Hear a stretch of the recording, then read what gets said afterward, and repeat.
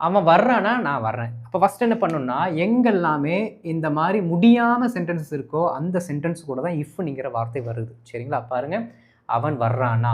அப்போ நீங்க எப்படி எழுதணும் அப்படின்னா, ஒரு கம்ப்ளீட் மீனிங்கை குடுக்குற மாரி எழுதிறணும். அதுக்கு முன்னாடி இஃப் போட்டா வேலை முடிஞ்சுது. அவன் வர்றானா அப்படின்னுங்கிறதுல, ஒரு கம்ப்ளீட் மீனிங் குடுக்கக்கூடிய சென்டென்ஸ் என்ன? அவன் வர்றான் அப்படின்னு அர்த்தம். வர்றான்னா வர்றான். ஓகே. அப்போ ஹி கம்ஸ். ஏன்னா சிம்பிள் பிரசன்ட்ல போடும்பொழுது கம் அப்படிங்கிற வார்த்தை கூட எஸ் சேர்க்கணும். ஏன்னா ஹீ வருது. சரிங்களா? He comes, if he comes அவ்வளோதான்.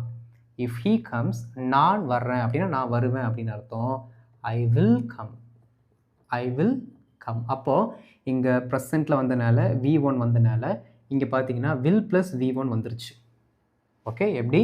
இஃப் கூட V1ல இருக்கக்கூடிய சென்டென்ஸ் வந்தால் அதற்கு அடுத்து வரக்கூடிய சென்டென்ஸ் வில் ஃபேமிலியில் ஏதோ ஒன்று வரணும். இப்போ வில்லு கூட V1 வந்துருச்சு. அவ்வளோதான். அவளுக்கு புத்தகம் கிடைச்சா அவ படிப்பா. அப்போ நல்லா இன்னொன்று நீங்கள் என்ன யோசிக்கணும்?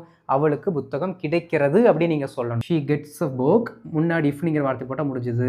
If she gets a book, அவளுக்கு புத்தகம் கிடைச்சா அவ படிப்பா. அவள் அதற்கு அடுத்து தான் அந்த வேலையை செய்வான்னு அர்த்தம். Okay. She will read. Okay.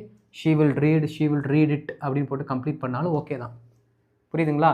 இந்த இன்சிடென்ட் நடந்தால் தான் இந்த இன்சிடென்ட் நடக்கும். இது நடக்கிறதுக்கு அப்புறம் இது நடக்கும். அதனால இது ஃபியூச்சர்.